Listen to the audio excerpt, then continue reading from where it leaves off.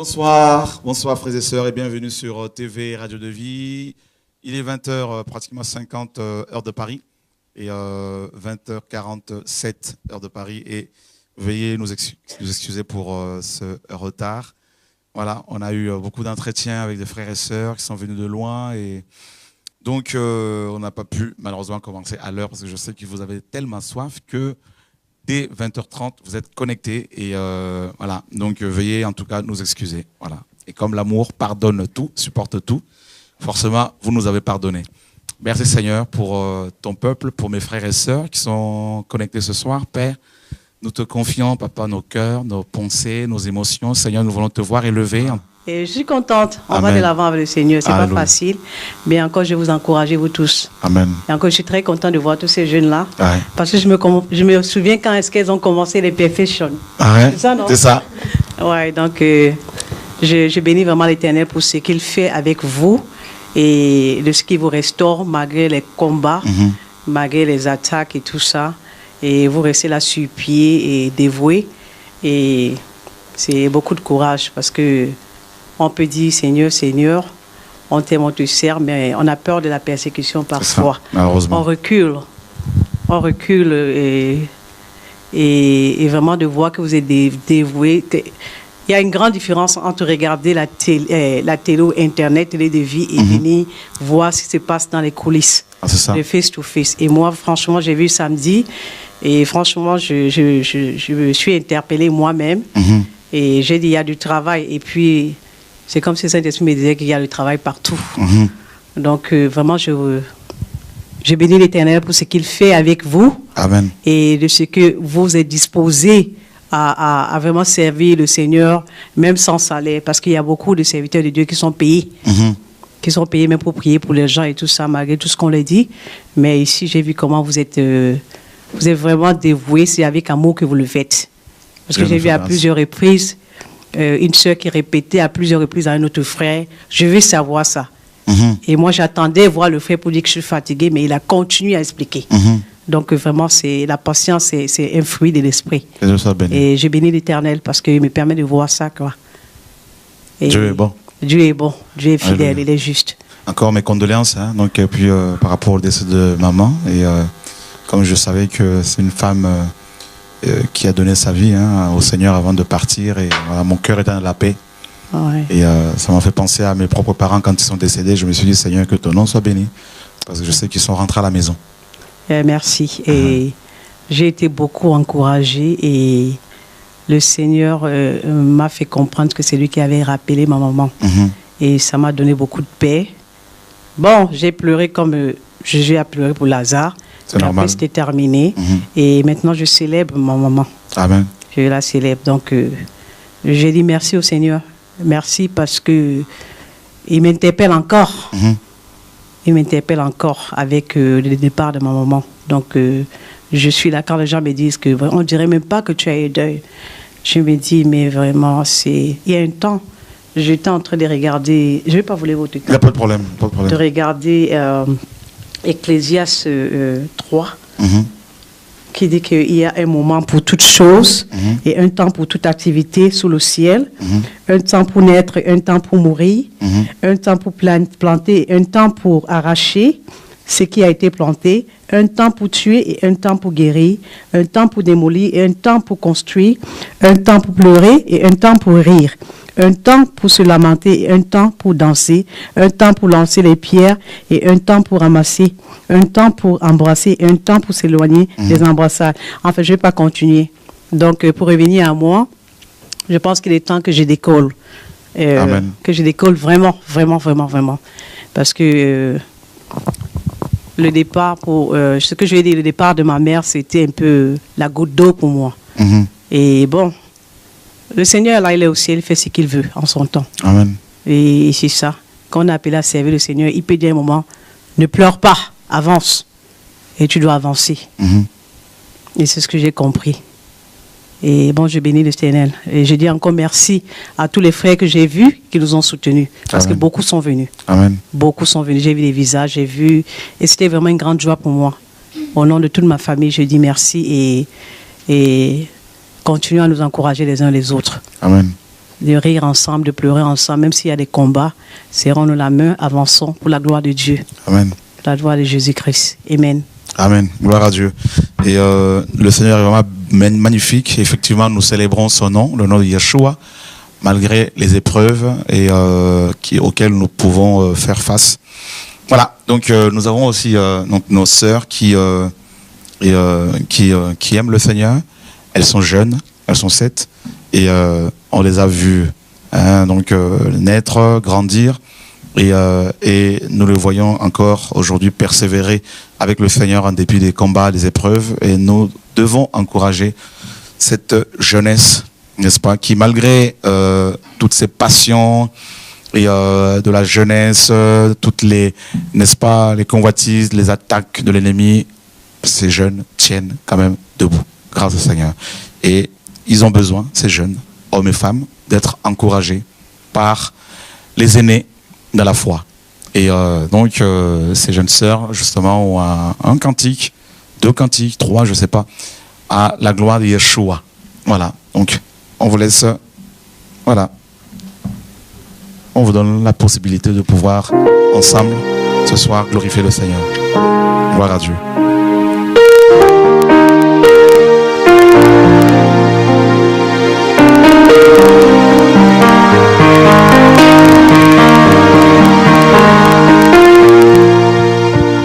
Père, nous te remercions pour toutes choses. Merci Seigneur pour cette grâce que tu nous fais de pouvoir encore demeurer avec toi, Père. Merci Seigneur pour cette grâce que tu nous fais de pouvoir rester dans ta voie. Merci Seigneur, parce que même quand, Seigneur, oh Dieu, ton enfant s'éloigne de toi, par ton amour, Père, par ta fidélité, Seigneur, tu reviens toujours, tu l'appelles Seigneur, pour qu'il revienne vers toi, Père. Et Seigneur, malgré Seigneur tous ces moments où nous sommes éloignés de toi, nous tes enfants, Père éternel, à travers cette chanson, nous voulons te dire, Seigneur, que sans toi, nous ne sommes rien, sans toi, nous ne pouvons rien, Père. Voilà pourquoi nous te remettons toutes choses, Père. Alléluia.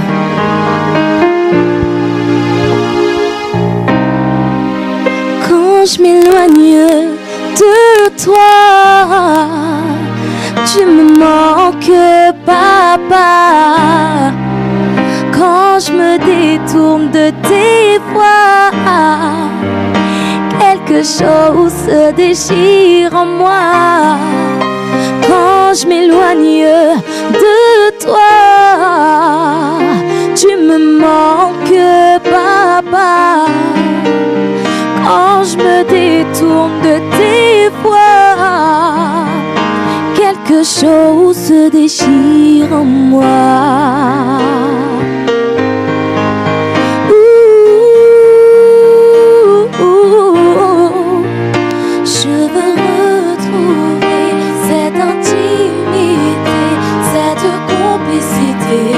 Entre un père et son enfant, Seigneur, Papa, je veux me rapprocher de toi.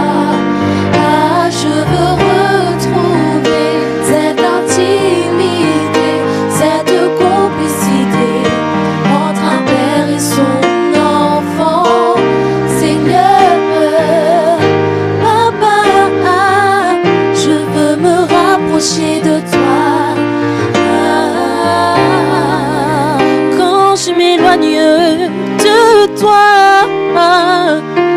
tu me manques, oh Papa. Quand je me détourne de tes voies, quelque chose se déchire en moi. Quand tu es loin de moi, je me sens seule. Mon cœur n'est pas comblé, je sens un vide en moi. Reviens-moi, souviens-toi de moi, exauce-moi, pardonne-moi. J'ai compris, tu es mon essentiel. Je veux être mise à à part pour toi, marcher dans tes pas, ne pas baisser les bras, toujours rester dans tes voies. J'ai compris, tu es mon essentiel. Je veux être mise à part pour toi, marcher dans tes pas, ne pas baisser les bras, toujours rester dans tes voies. J'ai compris, tu es mon essentiel. Je veux que tu sois ma raison de vivre, que tu sois ma lumière,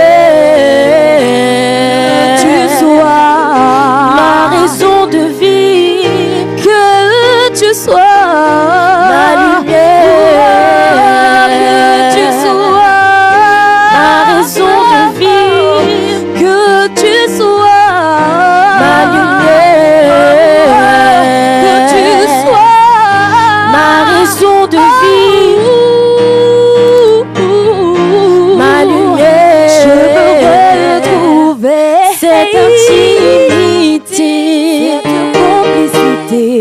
Entre un père et son enfant, Seigneur, Papa, je veux me rapprocher de toi. Je veux retrouver cette intimité, cette complicité entre un père et son enfant, Seigneur, Papa, je veux me rapprocher de toi. Quand je m'éloigne de toi, tu me manques, oh papa. Quand je me détourne de tes voies, quelque chose se déchire en moi. Quand je m'éloigne de toi, tu me manques, papa. Quand je me détourne de tes voies, et quelque chose se déchire en moi.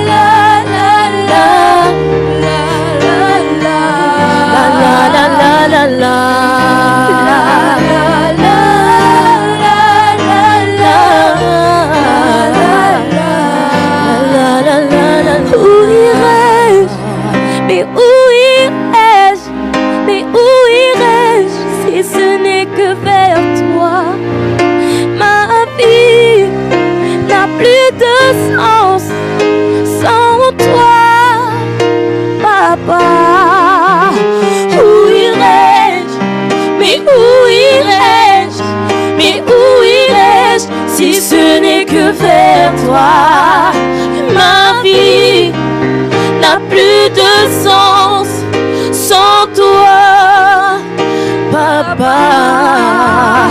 Où irais-je? Mais où irais-je? Mais où irais-je si ce n'est que vers toi? Ma vie n'a plus de sens sans toi, papa. Où irais-je? Mais où irais-je? Mais où irais-je si ce n'est que vers toi? Ma vie n'a plus de sens sans toi, papa. Où irais-je? Où irais-je?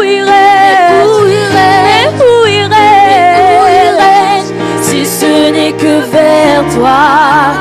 Ma vie n'a plus de sens sans toi, papa. Où irais-je? Mais où irais-je? Mais où irais-je si ce n'est que vers toi? Ma vie n'a plus de sens sans toi, papa. Oh, papa.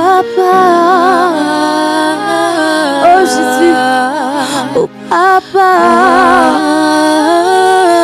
Seigneur, tu es ma valeur. Où irais-je loin de toi? Père, garde-nous près de toi.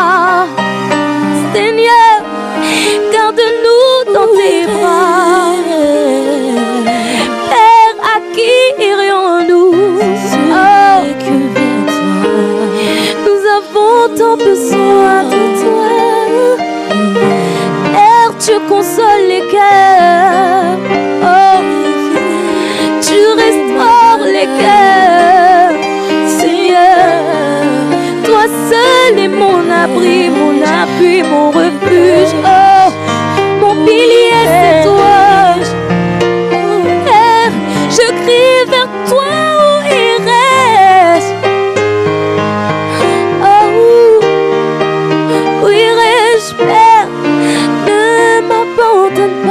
Ne t'éloigne pas de moi, voici le cri de ton enfant.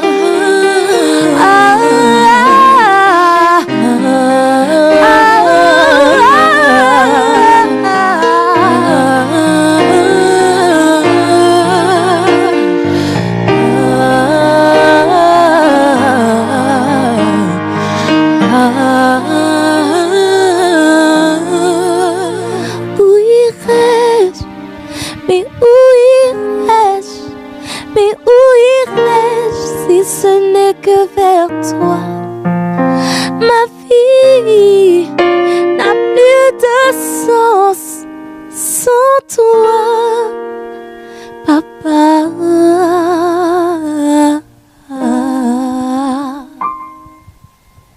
Jésus, merci Seigneur.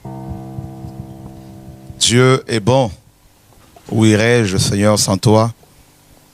Effectivement, Pierre a dit au Seigneur, n'est-ce pas, quand le Seigneur lui avait posé la question à savoir, et vous, pourquoi ne partirez-vous pas, en gros? Et Pierre répondra bien sûr, où irai-je, Seigneur, parce que c'est toi qui as les paroles de la vie. Voilà, donc malgré les combats, Seigneur, je veux quand même, n'est-ce pas, m'attacher à toi, et parce que je sais que quoi qu'il arrive, je serai toujours gagnant. Voilà. Que le Seigneur soit béni en tout cas pour ce beau chant que le Seigneur vous a inspiré, Voilà, ça vient du cœur en tout cas, que le Seigneur soit béni. Et c'est pas comme si c'était un cantique qui avait été, n'est-ce pas, volé aux musiciens profanes, comme c'est malheureusement le cas aujourd'hui chez beaucoup, donc de chantres soi-disant chrétiens qui vont malheureusement puiser leurs révélations, leurs inspirations dans le monde. Voilà. Que Dieu soit béni. En tout cas, continuez comme ça. Et le Seigneur est bon. Alors, qu'est-ce que je pourrais partager avec vous? Je ne sais pas encore, comme d'habitude. Et en tout cas, nous voulons bénir le Seigneur, continuer à le bénir, parce que il nous surprend, il nous étonne, il nous encourage. Et je sais que vous êtes très nombreux à prier pour nous, à attendre également la révision de la Bible que nous sommes en train de faire. Et voilà, parce que beaucoup veulent, et mes amis, cette parole de vérité qui affranchit. Et donc je tenais à vous informer que nous avons à l'heure actuelle 16 000 euros, 16 200 euros, 16 200 euros, et des dons et des frères et sœurs, donc du monde entier, et des dons destinés à l'impression de la révision de la Bible que nous sommes en train de faire en ce moment. Et comme on vous l'a annoncé, d'ici la fin de l'année, si tout va bien, cette Bible sera donc envoyée chez l'imprimeur. Et d'ici la fin de l'année, si tout va bien, donc d'ici début janvier 2015, vous allez pouvoir vous procurer gratuitement cette Bible. Et voilà, donc il nous faut à peu près 90 000 euros. Et je sais que le Seigneur, comme d'habitude, mes amis, nous surprendra, parce que c'est lui qui a initié ce projet. Et bien évidemment, comme d'habitude, en quelques mois, en quelques semaines, le Seigneur nous a déjà donné cet argent, donc 16 200 euros. Voilà, donc, et pour votre information, d'ici la fin de ce mois-ci, si tout va bien, parce qu'on a rassemblé tous les papiers qu'il fallait, n'est-ce pas, pour la signature des papiers pour l'achat des locaux de TV de vie. Donc les choses sont en train de se mettre en place. Que le Seigneur soit béni. En tout cas, vous aurez toutes les informations bientôt. Le Seigneur travaille et il nous encourage énormément, frères et sœurs. Et nous voulons aussi par ces annonces vous encourager. Et on vous a annoncé il y a quelques jours que nous allons commencer la construction dans les prochains mois. Donc on aura fait tous les papiers. La construction d'un orphelinat au Togo. Et aussi notre femme, une autre sœur en Christ qui nous a cédé, n'est-ce pas, qui a donné un terrain en Côte d'Ivoire à Abobo. C'est un quartier d'Abidjan.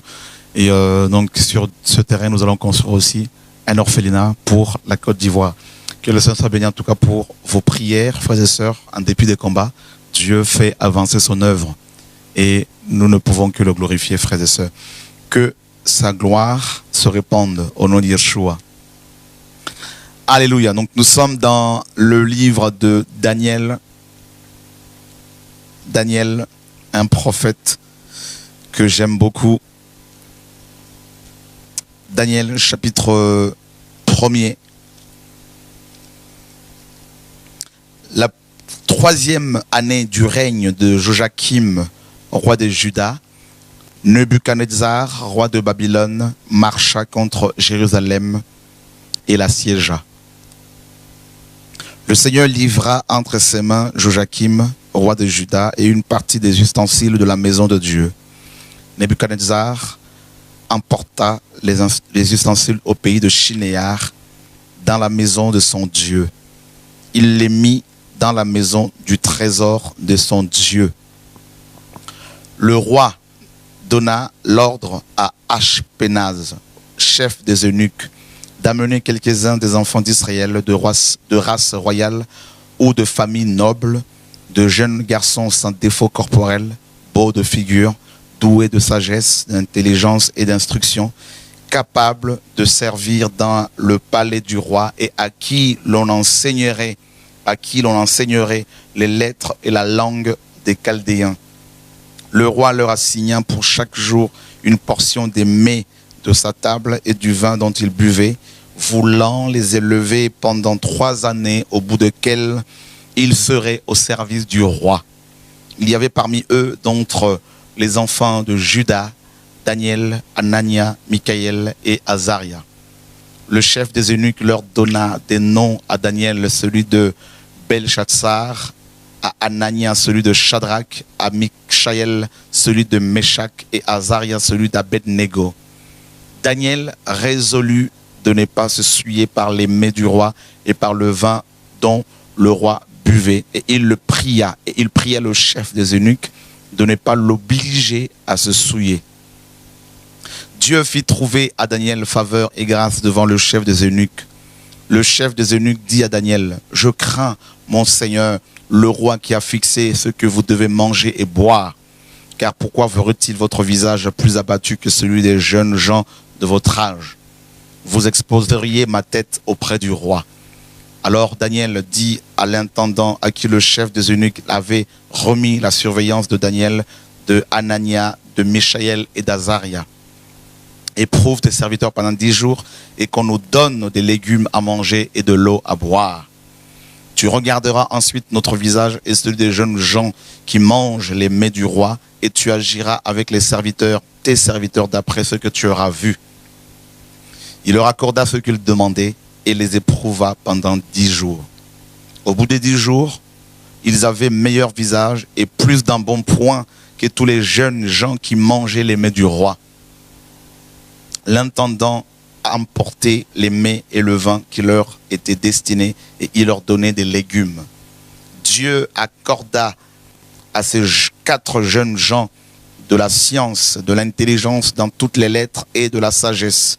Et Daniel expliquait toutes les visions et tous les songes. Au terme fixé par le roi, qu'on le lui amène, le chef des eunuques les présenta à Nebuchadnezzar.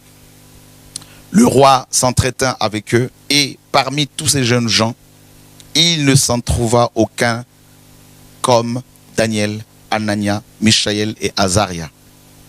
Ils furent donc admis au service du roi. Sur quoi? Sur tous les objets qui réclamaient de la sagesse et de l'intelligence et sur lesquels le roi les interrogeait. Il les trouvait 10 fois supérieurs à tous les magiciens et astrologues qui étaient dans tout son royaume. Ainsi fut Daniel jusqu'à la première année du roi Cyrus. Nous voulons parler, mes amis, des épreuves, les épreuves auxquelles Dieu nous soumet. On ne peut pas, mes amis, avoir la confiance du Seigneur si, sans passer par les épreuves. C'est pas possible, ce n'est pas possible.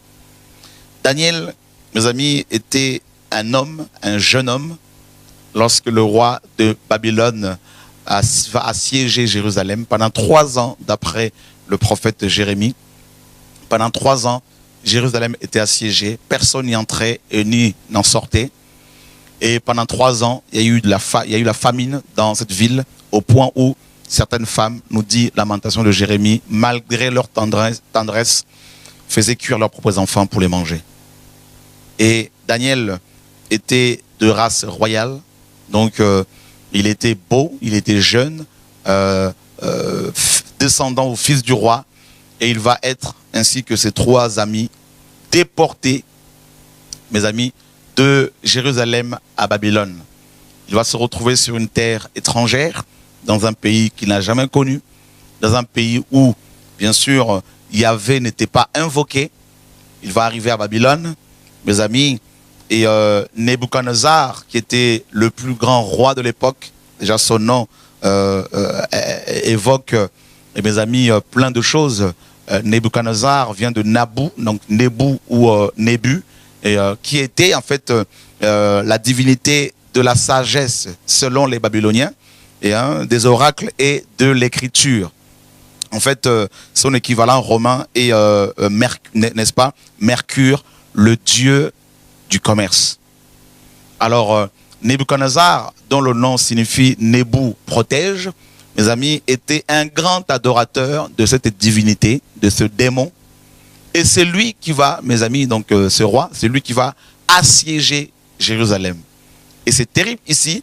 Nous avons, mes amis, une belle image ici, en fait, de ce qui se passe également dans nos églises. Nous avons un enseignement très symbolique ici de ce qui se passe dans nos églises actuelles.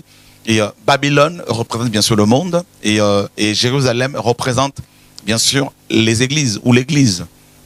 Et on apprend ici que le monde, Babylone, va assiéger, n'est-ce pas, Jérusalem, c'est-à-dire les églises. Pourquoi? Tout simplement parce que ces églises ont rejeté le Seigneur. Ces églises, mes amis, à l'instar de l'église de Laodicée, dans Apocalypse chapitre 3, à partir du verset 14, qui va rejeter le Seigneur à cause de l'amour de l'argent, et il va se retrouver, le Seigneur va se retrouver hors de cette église, frappant à la porte, n'est-ce pas, pour qu'on lui ouvre le cœur, la porte, et afin d'entrer de nouveau et de souper avec cette église. Et donc Nebuchadnezzar va être envoyé par Dieu, nous dit la parole, pour assiéger Jérusalem. Alors, il y avait quelques personnes, notamment Daniel, qui, mes amis, ne participaient pas au péché des Hébreux, qui aimaient le Seigneur, bien qu'étant jeunes. Et je voudrais ce soir, justement, encourager ces jeunes sœurs, jeunes frères qui nous suivent ce soir, et qui cherchent le Seigneur malgré leur jeunesse, n'est-ce pas, et qui se disent, nous voulons nous mettre à part pour craindre le Seigneur et suivre le Seigneur. Et alors c'est mes amis, c'est un encouragement que nous voulons vous lancer, vous faire ce soir.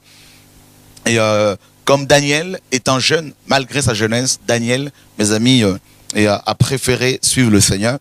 Et la parole nous dit que Dieu va livrer entre les mains de Nebuchadnezzar le roi de, mes amis, Juda.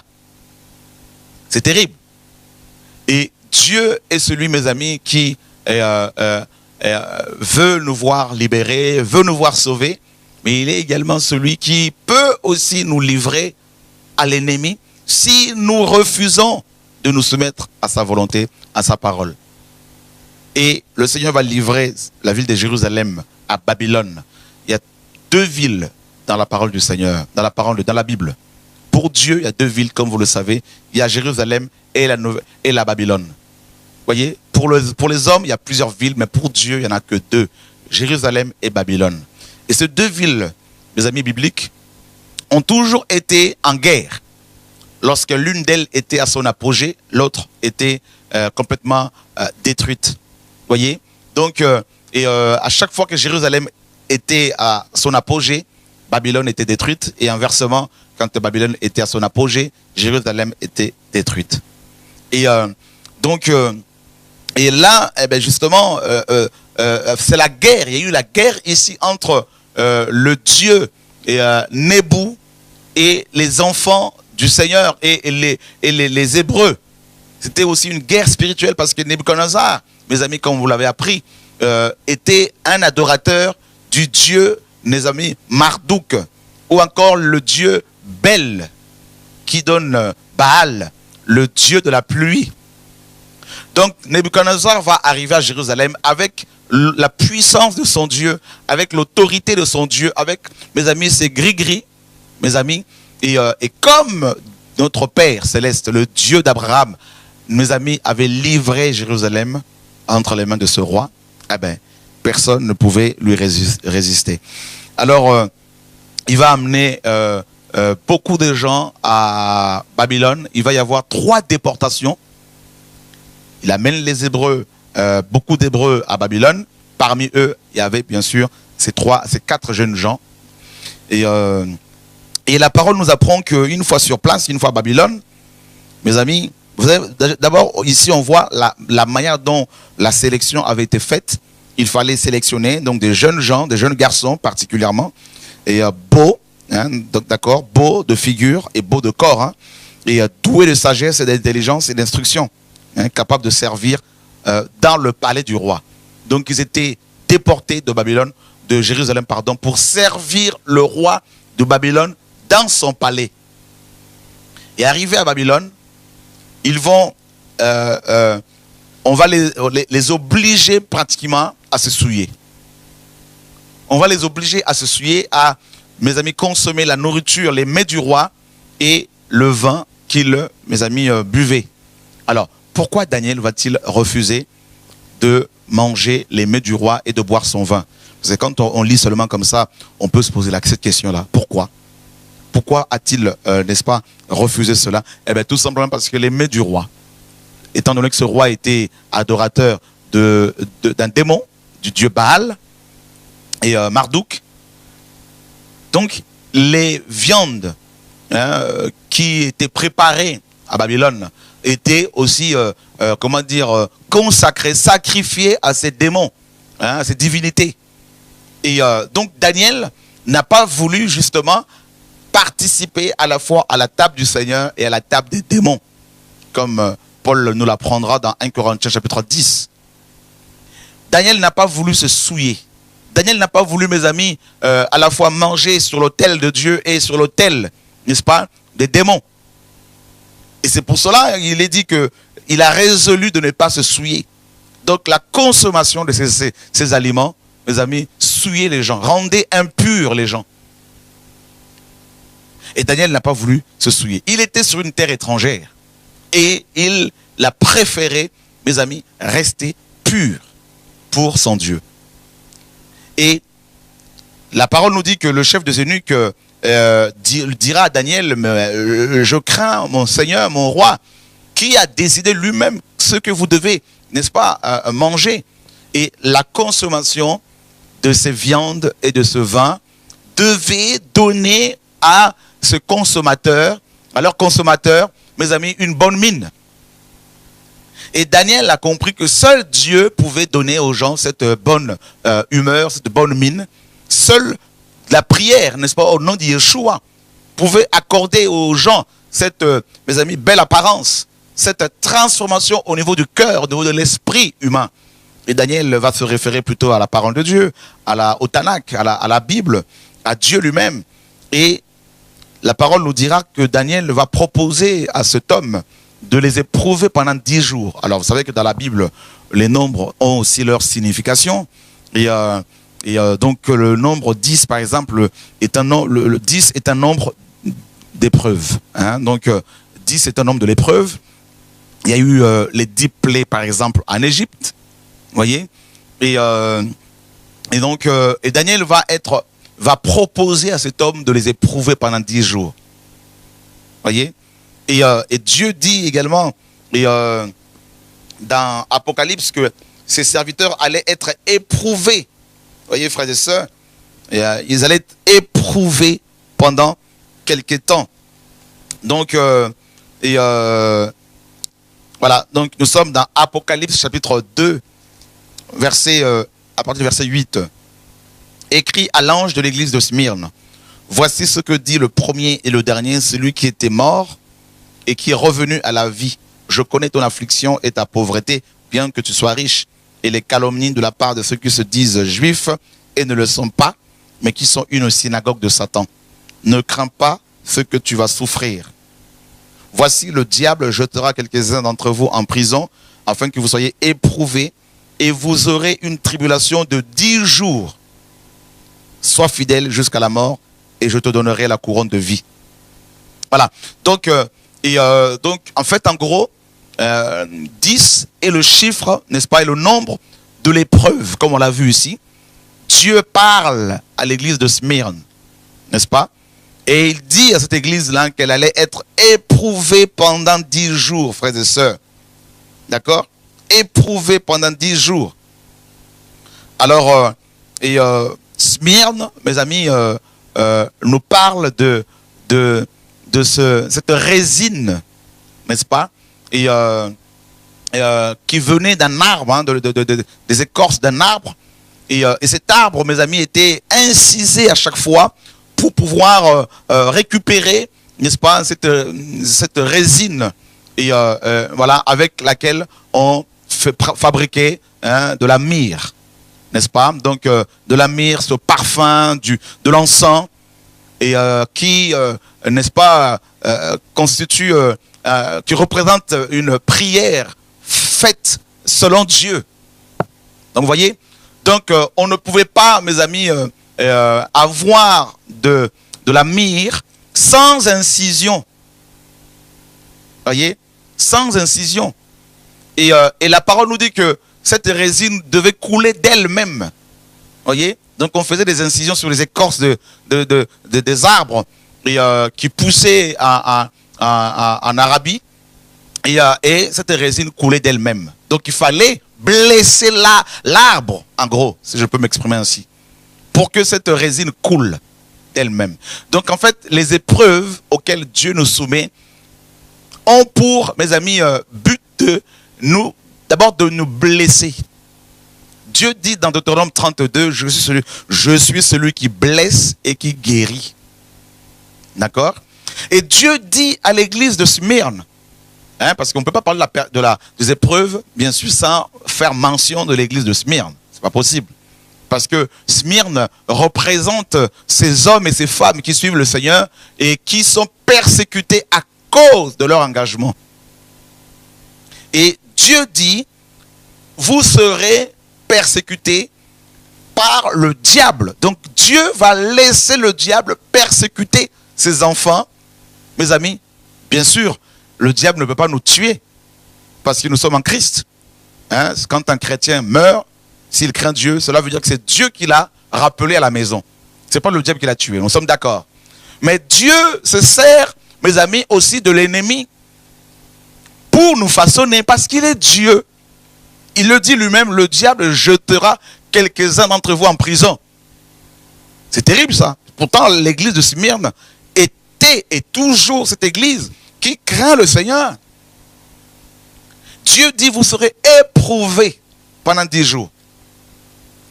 Frère, regardez bien, Daniel, qui bien sûr fait partie, mes amis, de ces saints qui ont été éprouvés et qui, malgré cela, ont resté fidèles au Seigneur. Daniel aussi, mes amis, est l'image de l'église de Smyrne, de chrétiens de Smyrne, qui, bien qu'étant sur une terre étrangère, refuse de se compromettre. Regardez, nous sommes, vous et moi, mes amis, dans Babylone, c'est-à-dire le monde. 1 Pierre chapitre 2, verset 11. Bien-aimés, je vous exhorte comme étrangers et voyageurs sur la terre à vous abstenir des convoitises charnelles qui font la guerre à l'âme. Ayez au milieu des païens une bonne conduite, afin que là même où ils vous calomnient comme si vous étiez des malfaiteurs, ils remarquent vos bonnes œuvres et glorifient Dieu au jour où il les visitera. Voyez, Pierre, notre frère, nous apprend que nous sommes étrangers et voyageurs sur la terre. Alors nous savons tous ce que c'est, nous savons tous qui c'est un étranger. Hein? Qui est un étranger? Ben, c'est une personne, mes amis, qui n'est pas originaire du pays où il séjourne. Voilà pourquoi Paul nous dit, nous sommes citoyens des cieux, dans Philippiens chapitre 2. Donc la terre n'est pas, nous qui sommes chrétiens, n'est pas notre pays d'origine. Nous sommes sortis de Dieu, nous sommes sortis du ciel et nous retournons au ciel. Vous voyez, frères et sœurs, donc un étranger est une personne vivant dans un pays dont elle n'est pas originaire. Et un voyageur, parce que nous sommes étrangers et aussi voyageurs. Donc parce qu'un étranger qui n'est pas un voyageur peut se complaire, n'est-ce pas, peut aimer et demeurer indéfiniment dans le pays, n'est-ce pas, dont il n'est pas originaire. Il peut tellement s'y plaire et décider d'y rester jusqu'à la fin de ses jours. Mais Pierre rajoute que nous ne sommes pas seulement étrangers, mais nous sommes également voyageurs. Donc ça veut dire un voyageur n'est pas quelqu'un, mes amis, est une personne qui a en vue une destination finale. Voyez? Donc, c'est pour vous montrer à quel point, frères et sœurs, celui qui n'a pas la vision, qui n'a pas compris qu'il est à la fois étranger et voyageur, eh bien, il va se complaire, n'est-ce pas, dans ce monde. Il va commencer à mes amis, se conformer au siècle présent, oubliant qu'il est étranger et voyageur. Parce que quand on est en voyage, pour ceux qui voyagent comme notre sœur Virginie, elle ne va pas rester indéfiniment en France, elle va retourner dans son pays, n'est-ce pas? Donc, on peut faire des escales. Je prends un exemple. Vous allez dans un pays qui n'est pas forcément le plus beau pays au monde. Et vous faites escale sur un pays, dans un pays où il y a, dans le pays le plus beau, le plus riche au monde. Mais si votre destination n'est pas ce pays, même s'il est plus beau, même s'il est, vous n'allez pas, n'est-ce pas, être tranquille. Vous allez être pressé d'arriver à destination. Et Daniel, quand il arrive à Babylone, Daniel a compris qu'il était à la fois étranger à Babylone et voyageur. Voyez? Donc du coup, il ne pouvait pas accepter de se compromettre. Même si on lui a proposé de travailler dans le palais du roi, mais Daniel voyait un autre palais. C'est-à-dire le ciel. Vous savez, un chrétien, les chrétiens qui tombent facilement dans le péché, ce sont ceux qui perdent la vision du ciel. Ben voilà, regardez. Vous allez voir pourquoi Dieu me donne des passages encore. Merci Saint-Esprit. Nous sommes dans Hébreux, chapitre 11. Regardez bien, à partir du verset 8. Hébreux 11, 8. C'est par la foi qu'Abraham, lors de sa vocation, obéit et partit pour un lieu qu'il devait recevoir en héritage et qu'il partit sans savoir où il allait. C'est par la foi qu'il vint s'établir dans la terre promise comme dans une terre étrangère, habitant sous des tentes, ainsi qu'Isaac et Jacob, les cohéritiers de la promesse, la même promesse. Car il attendait la cité qui a de solides fondements, celle dont Dieu est l'architecte et le constructeur. Waouh! C'est terrible, frères et sœurs. Vous voyez ici? Non mais c'est glorieux ce que le Seigneur est en train de nous montrer. Et vous voyez, regardez ce que la parole nous dit, verset 13. C'est dans la foi qu'ils sont tous morts. Oh, il faut mourir dans la foi. Hein. C'est important de mourir dans la foi. Sans avoir obtenu les choses promises. Mais ils les ont vus et salués de loin, reconnaissant qu'ils étaient étrangers et voyageurs sur la terre. Donc il n'y a pas que Pierre qui en a parlé. Hein. Il y a aussi l'auteur de l'épître aux Hébreux qui en parle. En fait, Pierre et l'auteur de l'épître aux Hébreux se sont référés à nos pères dans la foi. Ils se sont référés à Abraham, le père de la foi, qui vivait comme un étranger et un voyageur sur la terre. Donc, tous les enfants d'Abraham, de ce fait, se comportent comme étrangers et voyageurs sur la terre. Donc, naturellement, Daniel s'est comporté comme tel. Voyez? Et regardez ce que la parole nous dit. S'ils avaient, verset 15, s'ils avaient eu en vue celle d'où ils étaient sortis, ils auraient eu le temps d'y retourner. Mais maintenant, ils en désirent une meilleure, c'est-à-dire une céleste. C'est pourquoi Dieu n'a pas honte de te rappeler leur Dieu, car il leur a préparé une cité. Waouh! Ça, c'est glorieux. Mes amis, donc, celui qui veut tenir ferme face à la persécution doit réaliser qu'il est étranger et voyageur sur la terre. Je prends un exemple. Quand on était dans le monde et qu'une femme nous plaisait, malgré les embûches, on ne lâchait pas l'affaire. Hein. Même dans le Seigneur, les frères et sœurs qui sont amoureux, amoureuses, honnêtement, même s'il y a des embûches, vous vous accrochez à ce que Dieu vous dit. Si Dieu vous dit, par exemple, mon fils, telle femme est ta femme, même si la sœur dit non, si vous êtes convaincu que Dieu vous a parlé, eh bien, même si elle vous envoie paître, eh bien, vous n'allez pas pour autant baisser les bras. Pourquoi? Parce que vous avez eu la révélation de la femme de votre vie. Je suis sûr que je parle à quelqu'un ici. Mes amis, entre guillemets, les chichis de cette femme ne vont en aucun cas et ne doivent en aucun cas vous décourager. Parce que Dieu vous a parlé. Donc, celui qui a vu le ciel, celui qui a vu Jésus-Christ de Nazareth, mes amis, même s'il est persécuté, même s'il est abandonné de tous, il ne baissera pas les bras. Jamais. C'est pour cela les vrais enfants de Dieu, quand ils se convertissent, Dieu leur donne à vivre un certain nombre d'expériences. Ben oui, c'est pour les préparer à traverser des temps de difficulté, des moments de pleurs et de doutes, des questionnements. Hein? Ben oui. Celui qui n'a jamais eu ce moment n'est pas chrétien. Et Élie a connu ce temps-là. Moïse, avant lui, a connu ce temps-là. Tous, frères et sœurs. C'est pour cela que les nouveaux convertis voient beaucoup de choses spirituelles. Hein, parfois les anges, Dieu leur parle. Il y a la présence de Dieu qui les enveloppe tout de suite. Ah, il faut le laisser avec le Seigneur. Il viendra un temps où ils vont se poser des questions. Est-ce que Dieu est toujours là? Est-ce qu'il existe réellement? Est-ce qu'il m'a réellement parlé? Voyez, des temps de doute, tout ça là.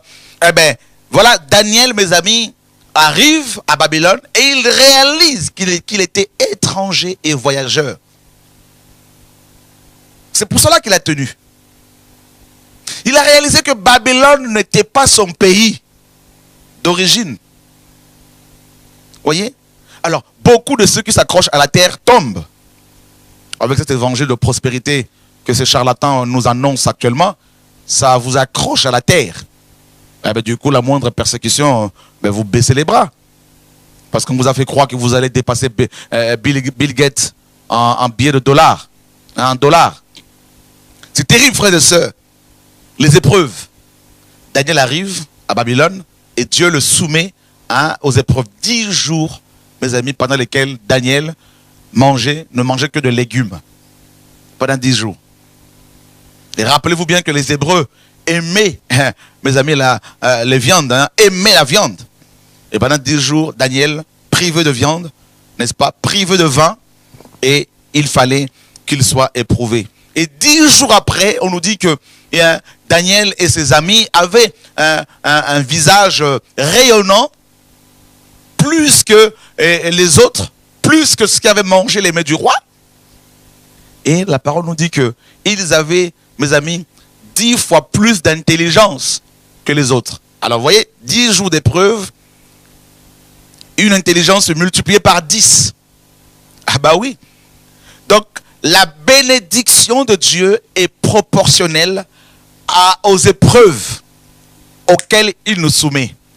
Plus vous pleurez alors que vous craignez Dieu, plus vous souffrez alors que vous craignez Dieu, plus les gens vous outragent, vous blessent alors que vous craignez Dieu, plus Dieu se servira de vous. Alléluia. Donc ça c'est glorieux, frères et sœurs.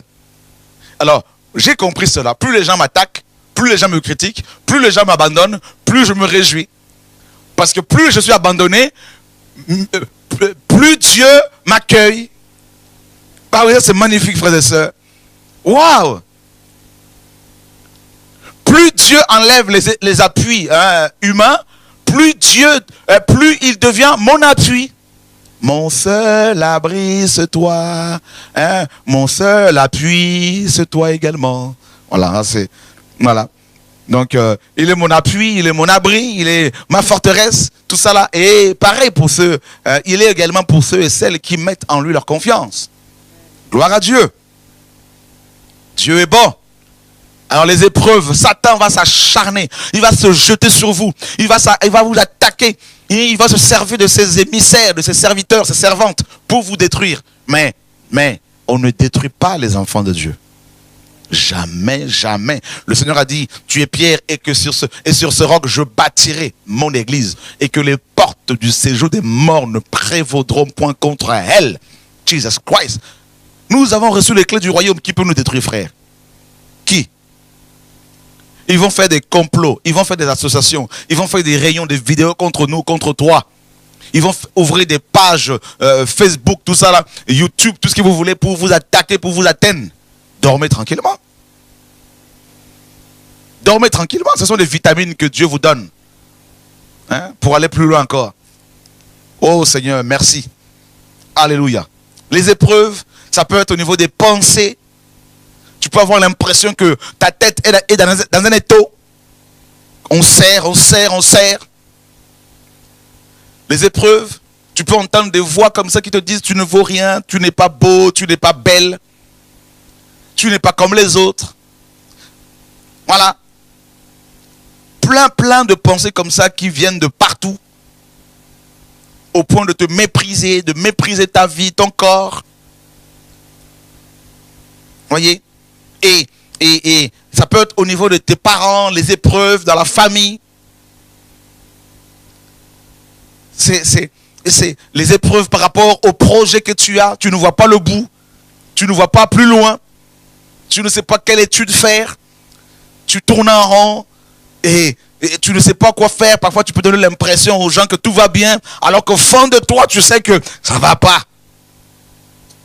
Quand tu es avec les autres, tu es joyeux, tu as le sourire, mais quand tu es tout seul dans ta chambre, c'est là que la réalité te rattrape. Hein? Ah oui, je sais, on est là, tout le monde est là, tout le monde est concerné, frère. Personne ne peut dire que moi je ne suis pas concerné. Tout le monde, les terriens sont tous concernés. Les terriens, on est tous concernés. Parfois, on a l'impression que nous sommes, on veut donner l'impression, Jacques, qu'on est des superman, des super, je ne sais pas quoi. Non, nous sommes humains. Hein? Voilà. Parfois, tu es là, tu te regardes dans une glace, tu te dis, non, je ne suis pas... Hein? Tu te regardes, oh, j'ai tel bouton, ça ne va pas ici. Seigneur, mais qu'est-ce qui m'arrive, mes cheveux, c'est pas ça. Seigneur, qu'est-ce qui m'arrive, Seigneur, tout ça. Tu fais des prières, mais rien ne marche. Tu es éprouvé. Hein? Tu te sens seul, dans la solitude, plus personne t'appelle. Tu ne comprends rien. Entre ton père et ta mère, ça ne va pas. Tu pries pour ton père, pour sa conversion, mais il ne veut pas se convertir. il sort, il rentre tard, il boit, il fume, il ne veut pas de Jésus, et tu t'aperçois que ta maman souffre. Tu ne sais pas comment faire pour l'aider. Tu fais ce que tu peux. Voilà. Et tu souffres, tu saignes, tu ne sais pas comment faire pour dialoguer avec ton père. Tu ne sais pas comment t'y prendre. Tout ça. Il y a l'amertume, il y a la colère parfois. Voilà. Je suis sûr que je parle à quelqu'un ce soir ici. Là. Oh Dieu, Dieu est bon. Oh Seigneur, sauve-nous. Et tu supplies le Seigneur. Seigneur, je ne veux pas que mon père aille en enfer. Qu'il ne meure pas païen, Seigneur. Tu as dit que si je crois en toi, toute ma famille sera sauvée, Seigneur.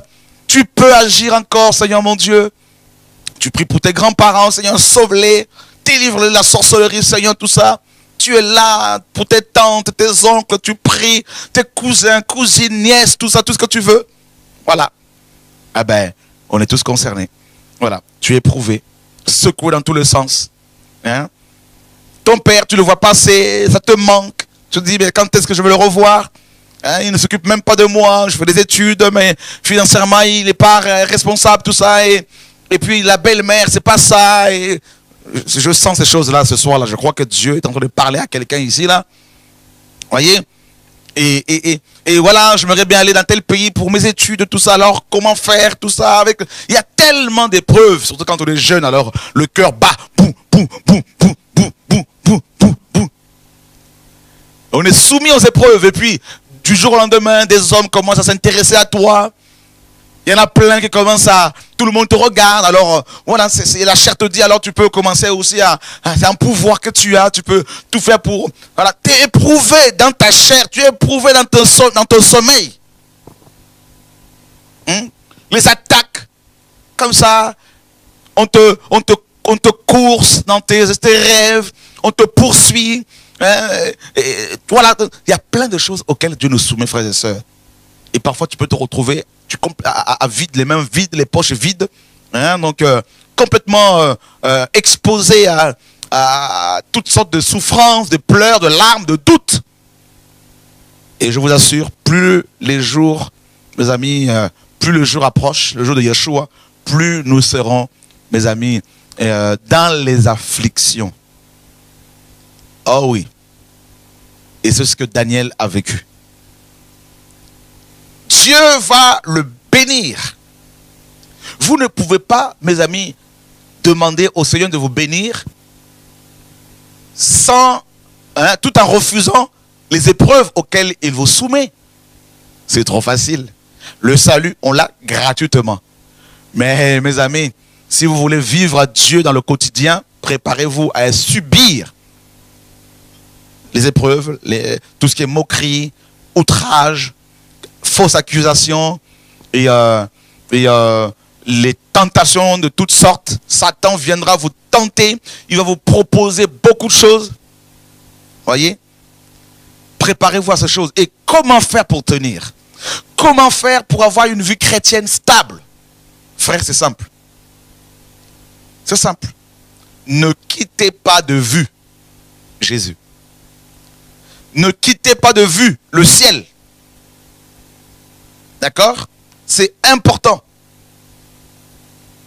Important. Regardez. Un enfant qui, on va dire un enfant de 10 ans, le matin il se réveille, sa mère va lui préparer un petit déjeuner, tout ça. Et ensuite il lui dira, mon fils, ce soir je veux faire les pâtes que tu aimes. Eh bien mes amis, l'enfant il va aller à l'école avec cette information. Et je vous assure, ce jour-là, cet enfant-là peut même refuser de jouer avec ses amis parce que dans sa tête, c'est, alors qu'il est à peine 10 heures, hein, les cours commencent à 10 heures et ça finit à 16h30. Donc il a au moins, mes amis, on va dire au moins 6h30 de cours. Hein. Mais l'enfant, dans sa tête, les professeurs peuvent parler, les maîtres d'école peuvent parler, les amis peuvent jouer au foot. Lui, dans sa tête, c'est... Il entend déjà la sonnerie. Et il se voit déjà à la maison en train de manger ce repas copieux. Et dès que la sonnerie retentit, l'enfant va prendre son cartable. Il va courir. Et je suis sûr que ce jour-là, il va oublier même de dire au revoir à son maître, à ses amis. Et il va courir parce qu'il a une vision plantée dans son cœur. Les pattes.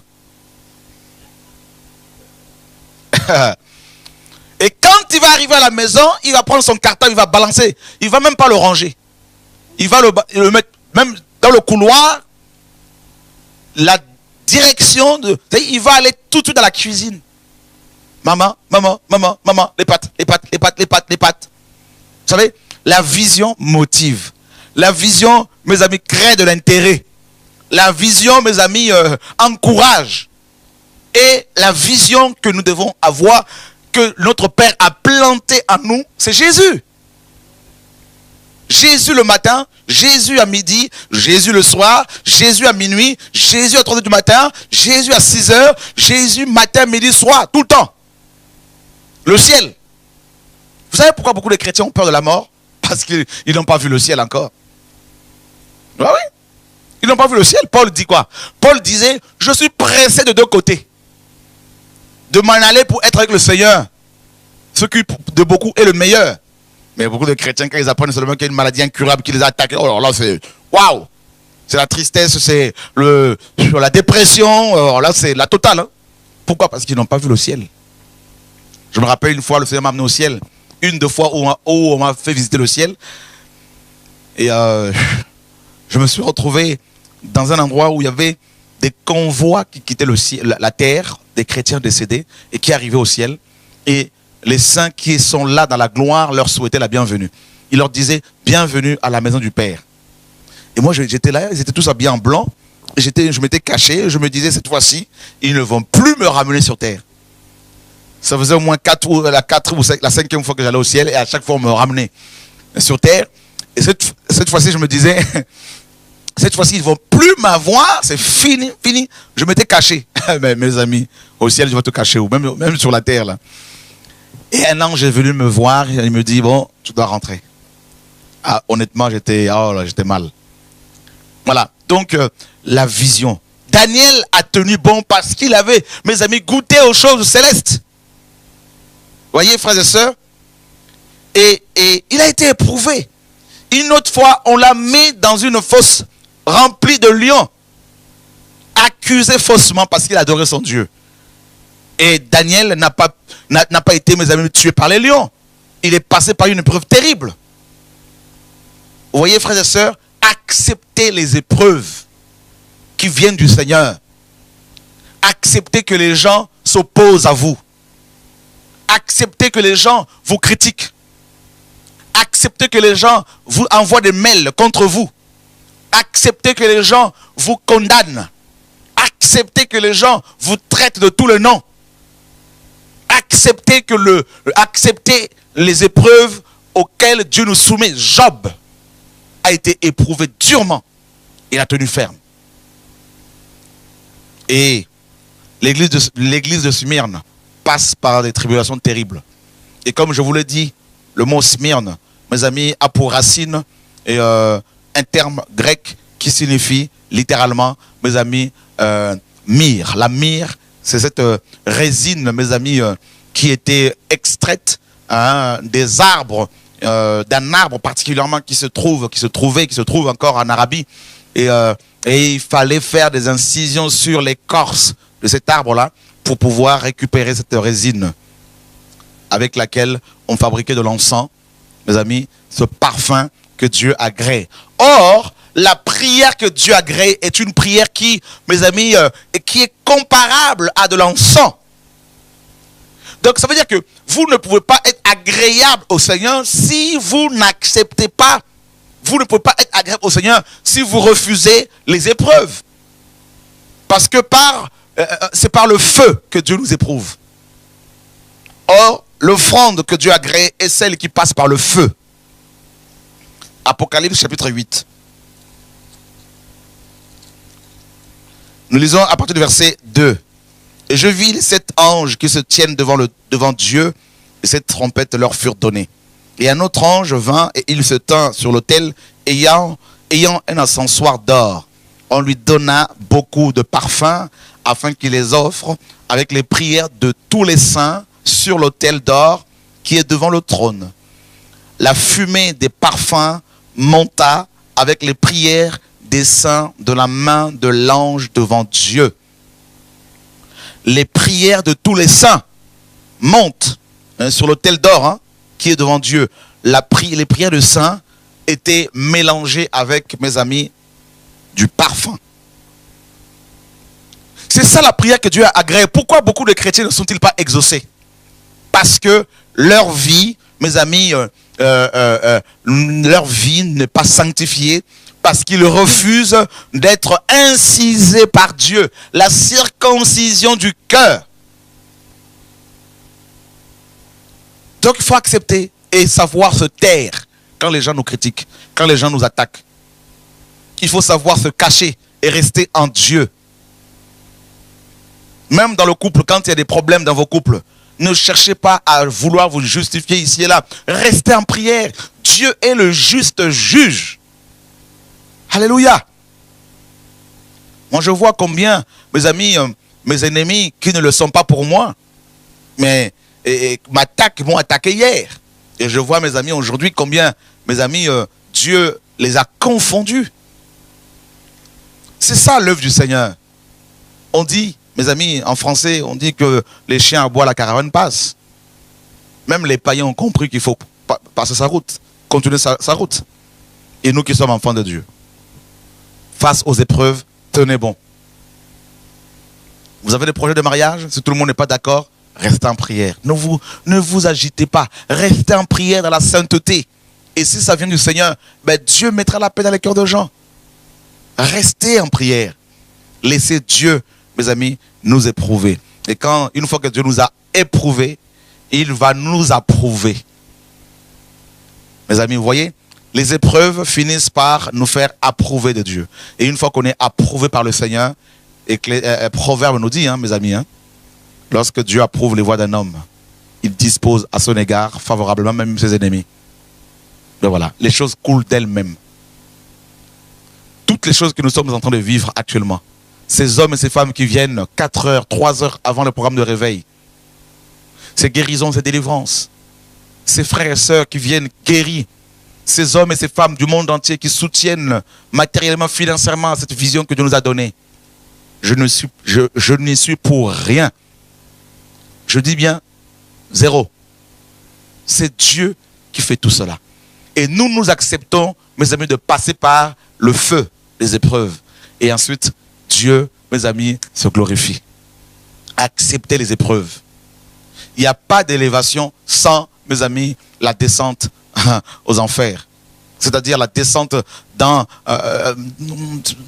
les épreuves, dans les pleurs, dans les larmes. Le Seigneur, avant de monter au ciel, il est descendu dans les régions inférieures de la terre, c'est-à-dire en enfer, pour libérer les gens, bien sûr. C'est-à-dire, avant de monter, il faut descendre, il faut connaître la mort. La mort par rapport, mes amis, aux critiques, la mort par rapport, mes amis, par rapport, c'est la croix, voilà, tout simplement. Eh bien, Dieu nous crucifie. C'est pour cela qu'il nous demande de porter notre croix, pas de temps à autre, tous les jours. Ce n'est pas toujours facile. Et c'est comme s'il nous dit, tous les jours, laisse-moi te tuer. Parce qu'on ne veut pas mourir. Si quelqu'un veut me suivre, qu'il se décharge, qu'il renonce à lui-même, et ce n'est pas toujours facile, et qu'il se charge de la croix de son prochain, de sa propre croix. En fait, si Dieu vous ouvre les yeux, si Dieu vous ouvre les yeux, vous verrez les vrais chrétiens en train de marcher avec leur croix sur les épaules. Voilà. Et donc, ça veut dire que tous les jours, chaque matin, quand tu te réveilles, dis-toi que Dieu te tue. C'est une journée où tu vas connaître la mort. Alléluia. Donc, chaque matin, cherche ta croix. Prends-la. Va à l'école avec. Va au travail avec. Va au lycée avec. Va au collège avec. Et commence à voir que tu portes ta croix. eh bien Dieu va se servir de ton prof de maths, prof de français, prof de géo, prof d'histoire, pour te persécuter. Eh bien Dieu va se servir d'une fille, une seule fille, dans tout le lycée. La seule qui a un caractère, mes amis, acariâtre. Et c'est elle que Dieu va utiliser comme une croix pour toi.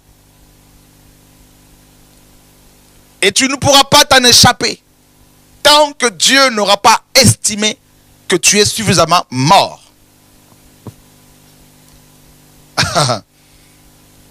Et à chaque fois que tu voudras retorquer, répondre, eh ben, Dieu va te tuer. Un peu plus. Jusqu'à ce que tu sois comme un cadavre qui ne réagit plus aux insultes. Oh Dieu, sauve-nous. Au nom de Yeshua. Voilà, tu sors de chez toi, toute joyeuse, tout joyeux, et tu arrives au guichet de la gare, tac.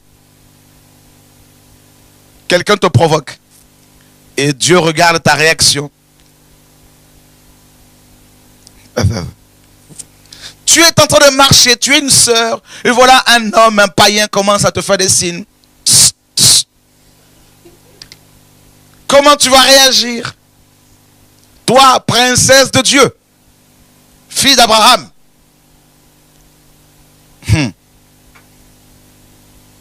Tu es là et ton téléphone sonne, un SMS, un mail bizarre. Sur Facebook, les gens parlent de toi, parlent sur toi, te critiquent. Et Dieu te regarde. Comment tu vas réagir? Et pour encore plus te tuer, il va se servir parfois de ton frère. Et tu vas aller voir tes parents. Maman, tu as vu ce qu'il m'a fait? Maman, c'est par ton frère que Dieu te travaille. Ton grand frère deviendra un marteau que Dieu va utiliser pour briser le roc que tu es. T'as vu comment tu es habillé?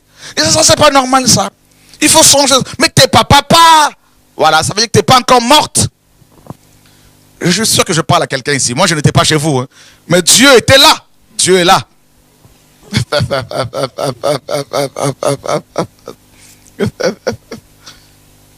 Seigneur, sauve-nous.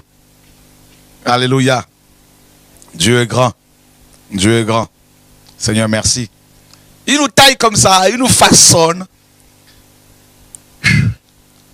Pour Jacob, il aurait fallu, mes amis, casser son talon et voilà, quelqu'un qui n'est pas né boiteux et qui va lutter avec Dieu et il va devenir boiteux. David, c'est comme ça qu'il a appris l'humilité.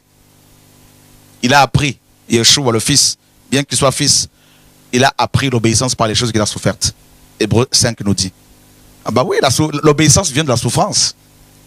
Mes amis, on était tous des lions, avec des dents, avec mes amis, oh là là, des canines terribles, avec des crocs, mes amis, avec oh là là là là, mes amis, Dieu nous a sauvés, il a pris, mes amis, oh alléluia.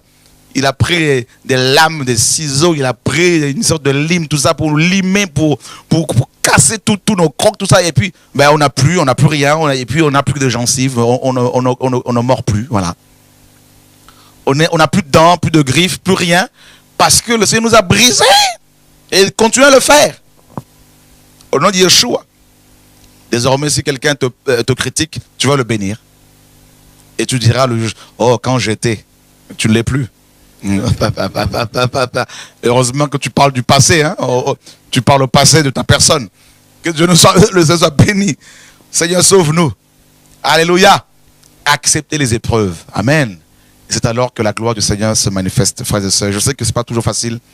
Et avec toutes ces crises économiques, politiques que traverse le monde, avec toutes ces maladies, avec tous ces problèmes de famille, dans les églises, tout ça, il y a tellement de pression qui sont exercées sur les habitants de ce monde.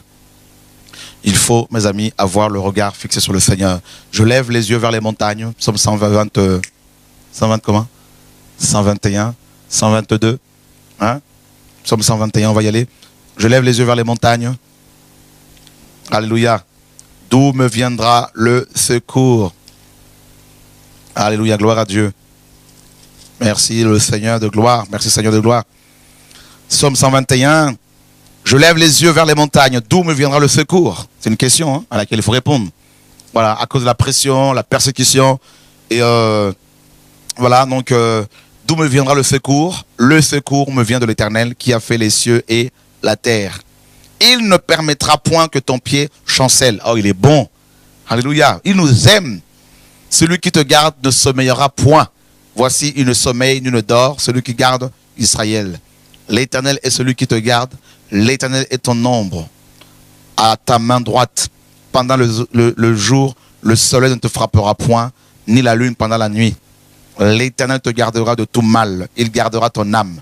L'Éternel gardera ton départ et ton arrivée dès maintenant et à jamais. Merci. Merci Yeshua. Que son nom soit glorifié. Soyez fortifiés, encouragés, frères et sœurs. Et voilà, c'est juste une exhortation pour vous encourager à tenir ferme, à ne pas baisser les bras, à continuer votre marche avec le Seigneur. Hébreux 10 nous dit que nous ne sommes pas de ceux qui se retirent pour se perdre, mais de ceux qui ont la foi pour sauver leur âme. Alors, mes sœurs, votre album sort quand?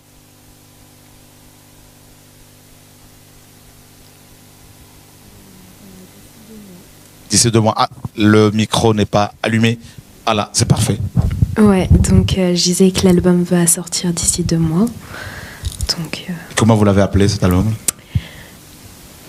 Consécration. Alléluia.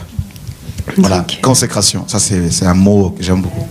Oui. Kodesh en hébreu. Séparé, sanctifié, purifié, nettoyé, lavé, être mis à part pour le Seigneur. Ça, c'est beau. Voilà. Donc, il sort dans 2 mois. Voilà, donc on aura une émission là-dessus pour bénir le Seigneur ensemble.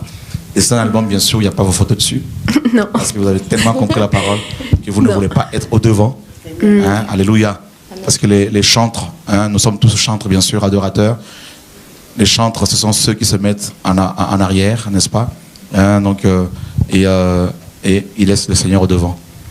Et ça, c'est beau. Et bien sûr, il sera aussi gratuit. Effectivement. Ouais. Alléluia. Donc, car nous avons reçu gratuitement et nous devons donner gratuitement.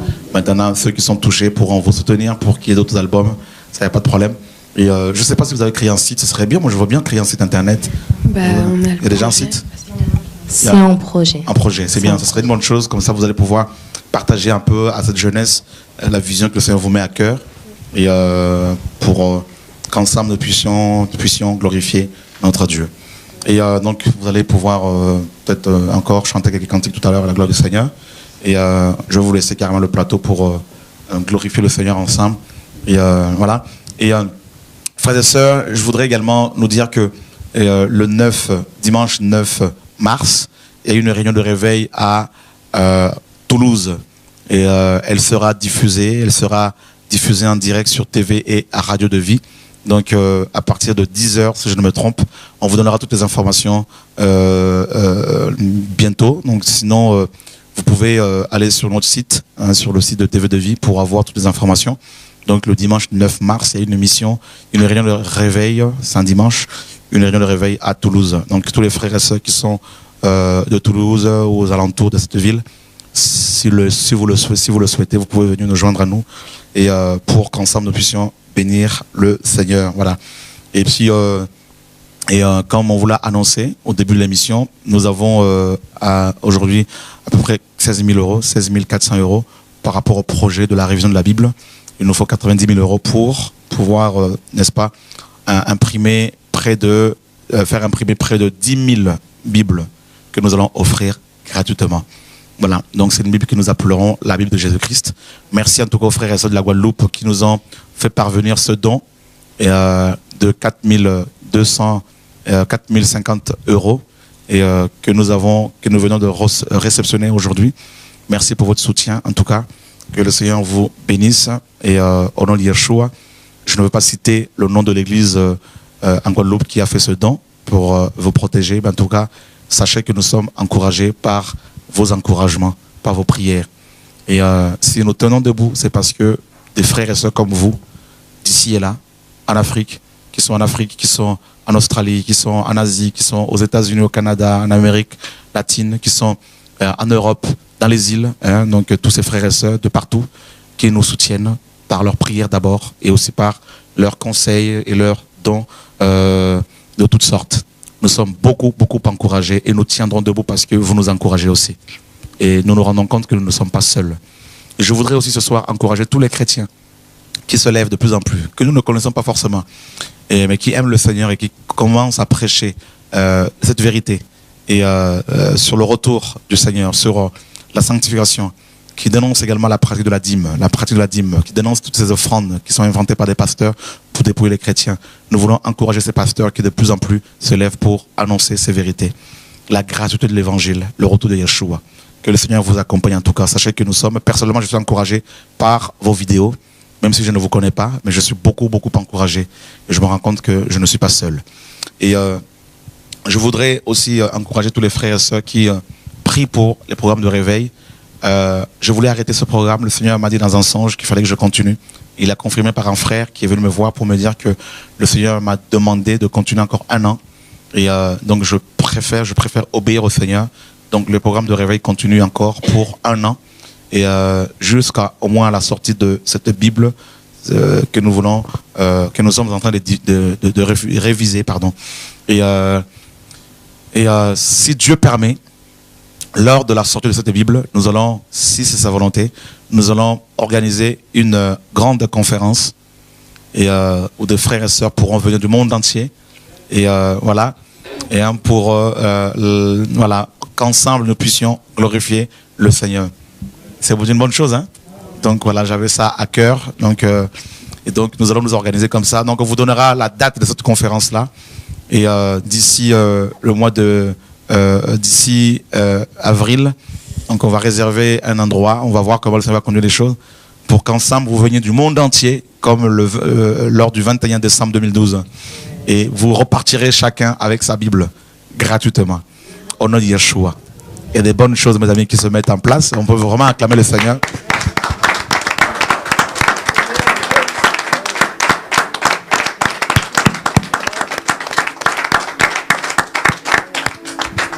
Donc, continuez à soutenir cette vision. Personnellement, je suis beaucoup combattu. Et des esprits terribles qui me combattent par rapport à cette révision de la Bible. J'ai vraiment besoin de vos prières, s'il vous plaît. Couvrez-moi par vos prières. J'en ai personnellement besoin. Couvrez-moi et couvrez aussi les frères et sœurs qui travaillent pour cette révision de la Bible. Voilà, donc, alors, nous voulons ce soir, avant la fin de l'émission, demander aux frères et sœurs, donc notamment au PV7, de dire merci au Seigneur par des chants pour tous ses bienfaits. Alors, si vous voulez adorer le Seigneur avec nous, avec elle, donc il n'y a pas de souci, connectez-vous. Moi, je m'arrête là et je vous laisse continuer le travail. C'est bon? Jusqu'à ce que le Seigneur vous dise d'arrêter. Voilà.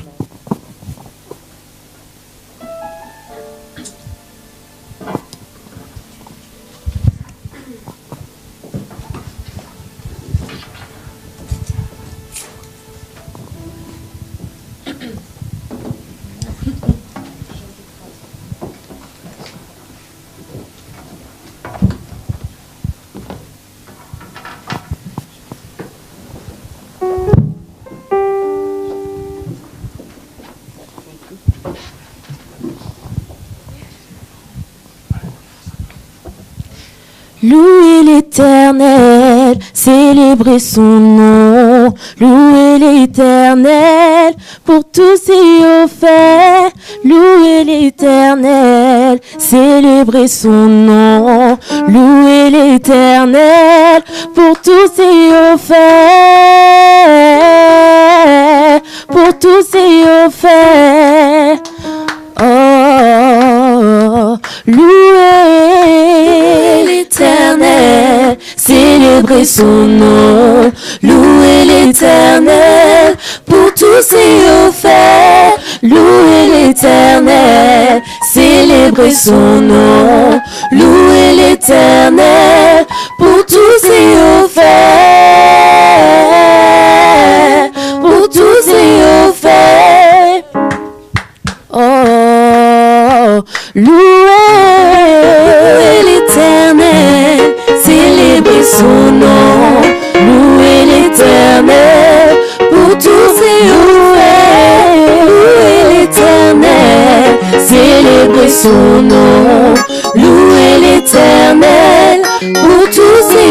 fait pour tous ces faits. Je ne peux pas renoncer à celui qui m'a créé. Ma raison de vivre, c'est de l'adorer. Il est le chemin, la vérité et la vie. Son nom, c'est Jésus-Christ.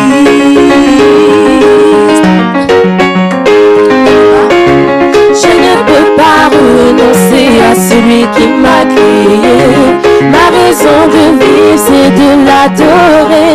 Il est le chemin, la vérité, la vie. Son nom, c'est Jésus-Christ. Je ne peux pas renoncer. Je ne peux pas renoncer à celui qui m'a créé. Ma raison de vivre, c'est de l'adorer. Il est le chemin, la vérité, la vie. Son nom, c'est Jésus-Christ. Si Dieu est incomparable, je pourrais parcourir la terre entière. Je ne trouverai personne semblable à lui. Il est unique, le véritable. Il est unique, incomparable. Il est unique, le véritable. Il est unique, incomparable. Il est unique, le véritable. Il est unique, incomparable. Je ne peux pas renoncer à celui qui m'a créé. Ma raison de vivre, c'est de l'adorer. Il est le chemin, la vérité, la vie. Son nom, c'est Jésus-Christ. Ah, je veux aller de l'avant, aller de l'avant. Déterminé, je suis soldat de Jésus. Aller de l'avant, aller de l'avant. Déterminé, je suis soldat de Jésus. Aller de l'avant, aller de l'avant. Déterminé, je suis soldat de Jésus. Aller de l'avant, aller de l'avant. Déterminé, je suis soldat de Jésus.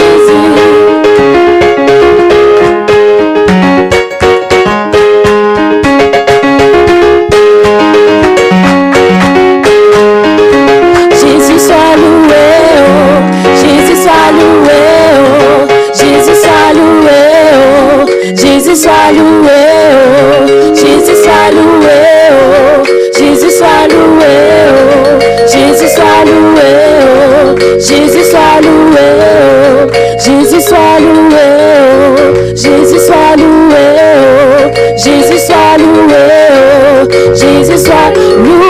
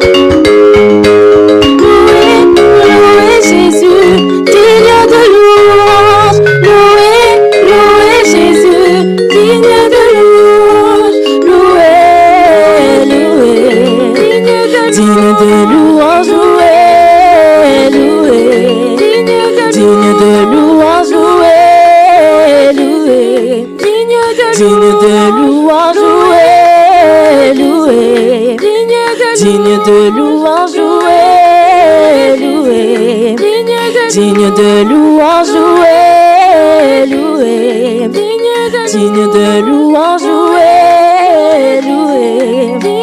Digne de louange, loué, loué.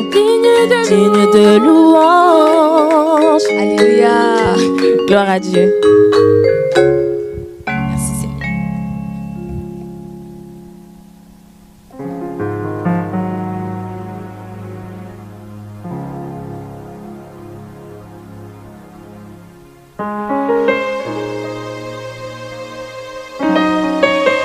Est-ce qu'il y a quelqu'un qui a un chant?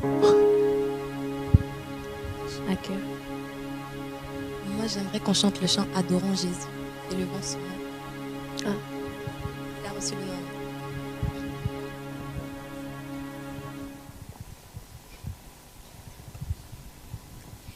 Il a reçu le nom au-dessus de tout nom. Il a reçu le nom au-dessus de tout nom. Tout genou fléchira lorsqu'on parlera de l'agneau.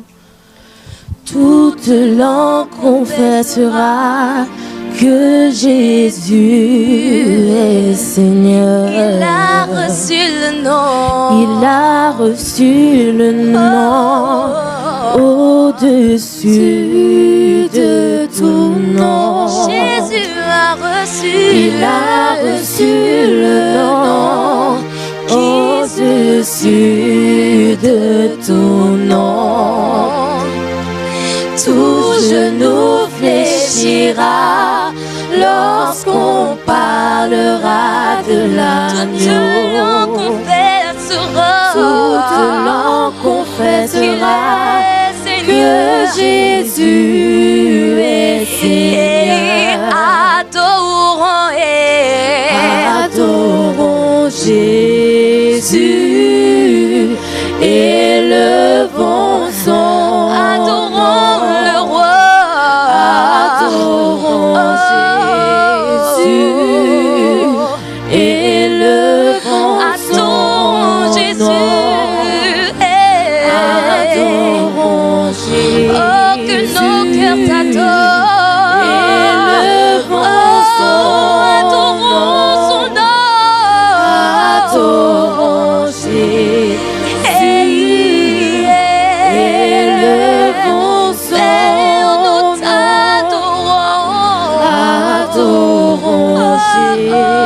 Jésus et levons son. Adorons le roi. Adorons Jésus. Oh, que nos cœurs t'adorent. Et levons son. Adorons Jésus. Adorons et levons son. Reçois notre adoration. Adorons Jésus et levons son. Reçois nos louanges. Adorons Jésus, car tu mérites. Et levons son. Oh, que ton nom soit élevé. Adorons Jésus.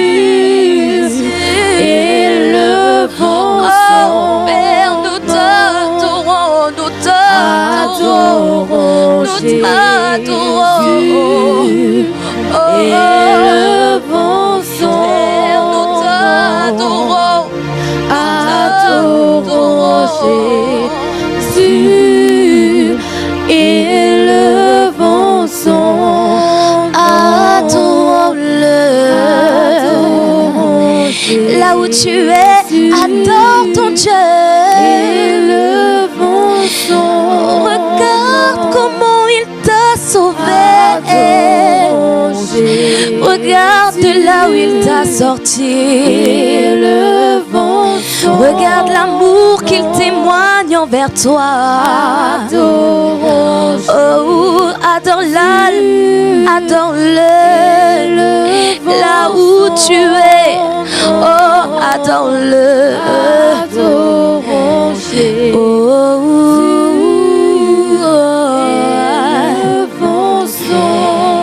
Il te témoigne encore son amour. Alors adore-le.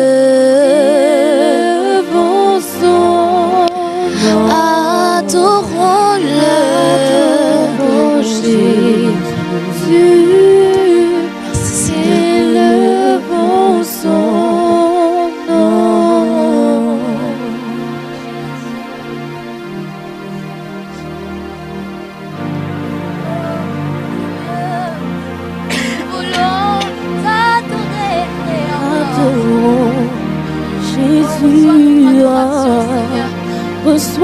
notre adoration, Seigneur.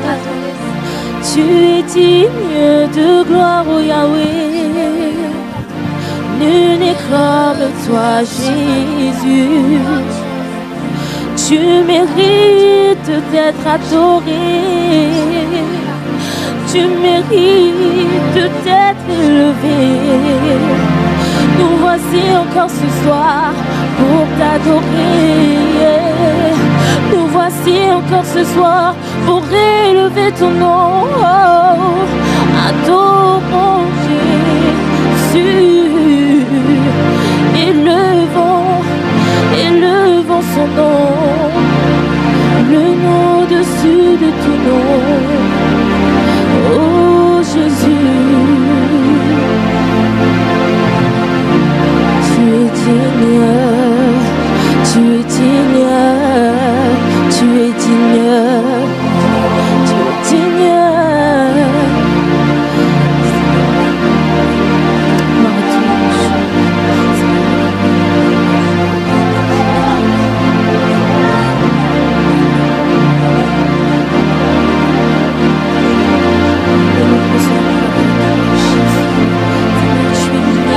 Le véritable. Tu mérites, Seigneur, notre adoration, Seigneur. Nous voulons, Seigneur Dieu, encore t'adorer en esprit et en vérité, Jésus. Nous voulons t'adorer en esprit et en vérité, Papa. Avec nos cœurs, Seigneur, Papa. Que nos vies, Seigneur, Papa, soient pour toi un sacrifice vivant, saint et agréable à toi, ô mon Dieu. Nous voici, Seigneur, encore au-devant de toi en ce soir. Que ton nom soit glorifié, Seigneur. Que ton nom soit béni, Jésus. Tu mérites la gloire, Seigneur Jésus. Seigneur, tu mérites la gloire. Nul n'est comme toi, Marie.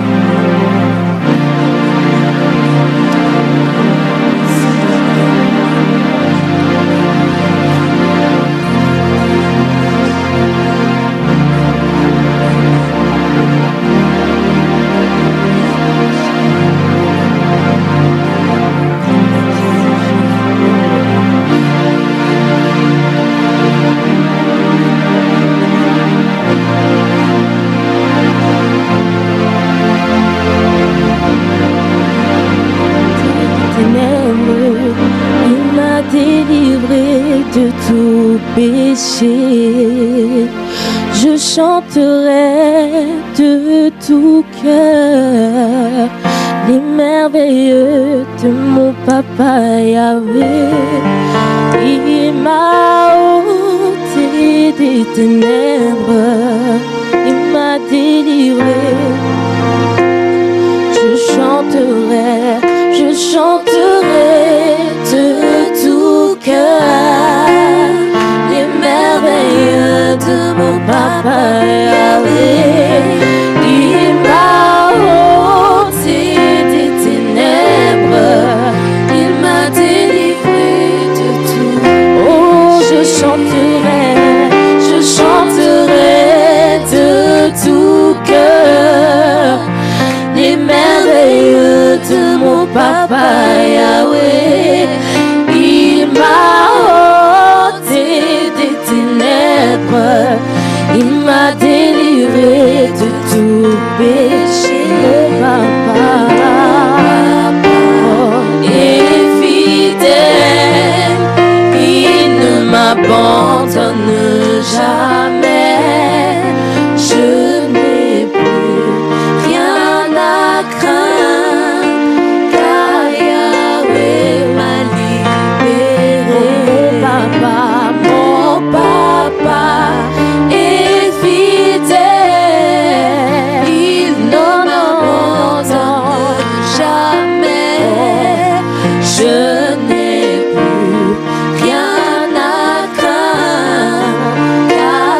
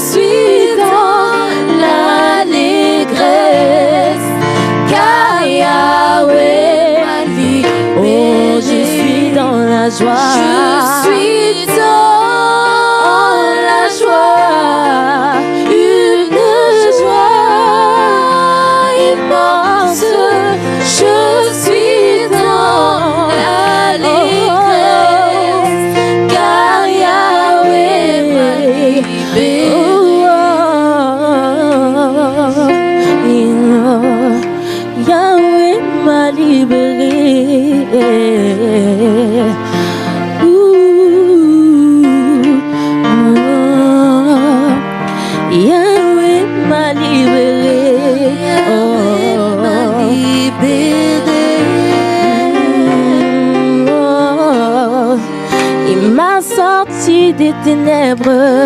Yahweh m'a libéré. Oh, il m'a lavé, il m'a racheté, car